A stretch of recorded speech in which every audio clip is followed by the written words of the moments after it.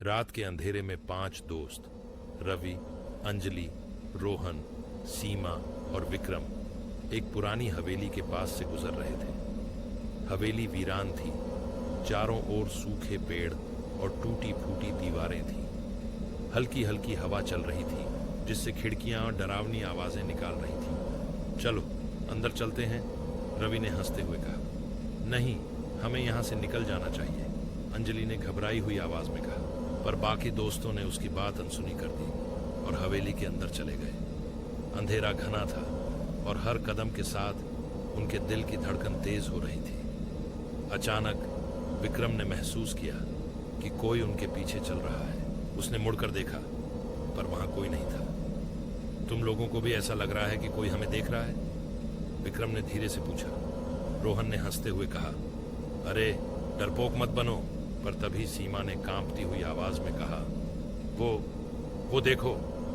सबकी नजर दरवाजे की ओर गई। वहां एक लंबा काला साया खड़ा था। उसकी आंखें लाल चमक रही थीं और उसके शरीर से धुआं निकल रहा था। साया धीरे धीरे उनकी ओर बढ़ रहा था। अचानक हवेली का दरवाजा खुद ब खुद बंद हो गया। अब वे सभी अंदर फंस चुके थे। रवि ने मोबाइल की टॉर्च जलाने की कोशिश की पर बैटरी खत्म हो चुकी थी। अंधेरे में उनकी चीखें गूंजने लगी। हमें यहां से भागना होगा, अंजलि चिल्लाई। वे तेजी से दरवाजे की ओर भागे पर वह नहीं खुला। साया और नजदीक आता गया। उसके पैर जमीन पर नहीं थे, वह हवा में तैर रहा था।